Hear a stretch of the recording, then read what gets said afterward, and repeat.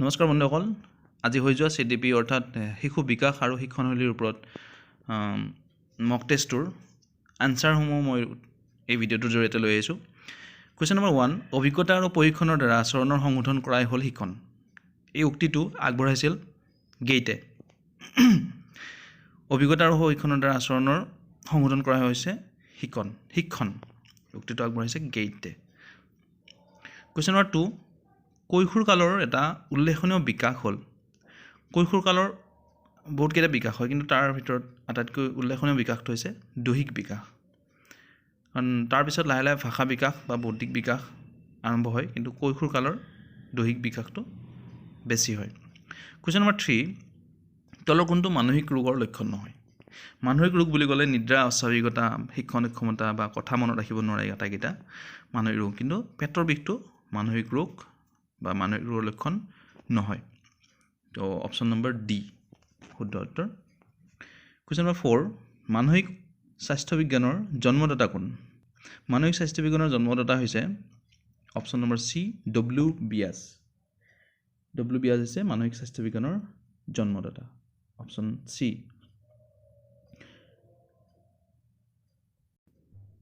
Question number 5, তলৰ কোনটো মানসিক স্বাস্থ্য বিজ্ঞানৰ মূল কাৰ্য? মানসিক স্বাস্থ্য বিজ্ঞানৰ মূল কাৰ্য হৈছে অপশ্যন ডি, অনুকম্পামূলক কাৰ্য। কুৱেশ্যন নম্বৰ 6, তলৰ কোনটো মানসিক স্বাস্থ্যৱান লোকৰ লক্ষণ? মানসিক স্বাস্থ্যৱান হ'ব লাগিলে পৰ্যাপ্ত পৰিমাণৰ নিৰাপত্তাৰ অনুভৱ, পৰ্যাপ্ত পৰিমাণৰ আত্মমূল্যাংকন আৰু পৰ্যাপ্ত পৰিমাণৰ স্বতঃস্ফূৰ্তিৰ প্ৰয়োজন। গতিকে এই আটাইকেইটাই প্ৰয়োজন। অপশ্যন নম্বৰ ডি হৈছে ৰাইট আনচাৰ। কুৱেশ্যন নম্বৰ 7, তলৰ কোনটো দৃশ্য শ্ৰাব্য সঁজুলি? দৃশ্য শ্ৰাব্য বুলি ক'লে আমি অডিঅ' ভিজুৱেল, অডিঅ' হ'ব লাগিব, শুনিব লাগিব আৰু দেখিব লাগিব। গতিকে টেলিভিশ্যন, অপশ্যন বি হৈছে ৰাইট আনচাৰ। কুৱেশ্যন নম্বৰ 8, শিক্ষণৰ ভিত্তি হ'ল এ অভিৰোচন, বি অভ্যাস, চি কৌশল, ডি আচৰণ। ইয়াৰ শুদ্ধ উত্তৰ হৈছে এ, অপশ্যন নম্বৰ এ অভিৰোচন। কুৱেশ্যন নম্বৰ 9, শিক্ষাত পুৰস্কাৰ আৰু শাস্তিৰ নীতিৰ ভিত্তি হ'ল। শুদ্ধ উত্তৰটো হৈছে অপশ্যন বি, ফলাফলৰ নীতি। পুৰস্কাৰ আৰু শাস্তিৰ নীতিৰ ভিত্তি হ'ল ফলাফলৰ নীতি। কুৱেশ্যন নম্বৰ 10, শিক্ষণৰ নীতিসমূহৰ উদ্ভাৱক কোন? শিক্ষণৰ নীতিসমূহৰ উদ্ভাৱক হৈছে অপশ্যন নম্বৰ বি, গেষ্ট হৈছে শিক্ষণৰ নীতিসমূহৰ উদ্ভাৱক। তেওঁ উদ্ভাৱন কৰিছিল এই শিক্ষণৰ নীতিসমূহক।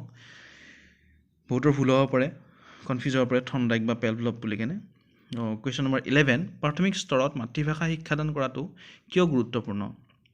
প্ৰাথমিক স্তৰত সাধাৰণতে মাতৃভাষাত শিক্ষাদান কৰিব লাগে, আৰু ইয়াৰ গুৰুত্বপূৰ্ণ বিষয়টো হৈছে শিক্ষণৰ বাবে ছাত্ৰ ছাত্ৰীৰ বাবে এক প্ৰাকৃতিক পৰিৱেশৰ সৃষ্টি কৰে। তেওঁলোকে প্ৰাকৃতিকভাৱে শিকিবৰ কাৰণে তেওঁলোকে নিজৰ মাতৃভাষাটো শিকাটো প্ৰয়োজনীয়। কুৱেশ্যন নম্বৰ 12, প্ৰাথমিক স্তৰৰ শিক্ষকৰ কোনটো অতি গুৰুত্বপূৰ্ণ গুণ হিচাপে বিবেচনা কৰে? আচলতে এই গোটেইকেইটাই শিক্ষকৰ গুণ থাকিব লাগে, কিন্তু আটাইতকৈ গুৰুত্বপূৰ্ণ গুণ হৈছে অপশ্যন বি, ধৈৰ্য আৰু অধ্যাৱসায়। এইখিনিতে কুৱেশ্যনটোৰ কনফিউজন থাকে, কাৰণ চবকেইটাই যেতিয়া শুদ্ধ যেন লাগে তেতিয়াহ'লে আমি যিটো শুদ্ধ নহয় যেন লাগে সেইটো আমি বাদ দিব লাগে। কুৱেশ্যন নম্বৰ 13, কোনটো চিকিৎসা বিজ্ঞানৰ শাখাৰ শিশুৰ যত্ন সম্পৰ্কীয়? এইটো চবেই জানো, পেডিয়াট্ৰিক্স। এইটো হৈছে অপশ্যন বি, পেডিয়াট্ৰিক্স হৈছে চিকিৎসা বিজ্ঞানৰ শাখাৰ শিশুৰ যত্ন সম্পৰ্কীয় ডিপাৰ্টমেণ্ট, বিভাগ বুলি ক'ব লাগিব অসমীয়াত। কুৱেশ্যন নম্বৰ 14, তলৰ কোনটো TAT টেষ্টৰ জৰিয়তে জুখিব নোৱাৰি? তো ব্যক্তিত্ব, খাপ খোৱা, যুক্তিবোধৰ সামৰ্থ্য আদি জুখিব পাৰি, কিন্তু আৱেগ, যিটো মনৰ আৱেগটো, এইটো TAT টেষ্টৰ দ্বাৰা জুখিব নোৱাৰি। গতিকে option number b right answer. Question number 15, ছাত্ৰ ছাত্ৰীসকলক গৃহকাৰ্য কৰিবলৈ দিয়াৰ এটা সুবিধা হ'ল। কি কাৰণত গৃহকাৰ্য দিয়া হয়? গোটেইকেইটাই শুদ্ধ যেন লাগে, সিহঁতক ব্যস্ত কৰি ৰাখে বা সিহঁতক মাজত আত্ম অধ্যয়ন অভ্যাস কৰি তোলে, বা সিহঁতৰ শৈক্ষিক উন্নতিৰ বুজ লয়, বা সিহঁতক ঘৰত অধ্যয়ন কৰিবলৈ উৎসাহিত কৰে। আটাইকেইটাই শুদ্ধ যেন লাগে, কিন্তু আচলতে সিহঁতৰ মাজত আত্ম অধ্যয়নৰ অভ্যাস কৰি তোলাত সহায় কৰে। তো এইকেইটাই আছিলে আজিৰ মক টেষ্টৰ উত্তৰসমূহ থেংক ইউ ফৰ ৱাচিং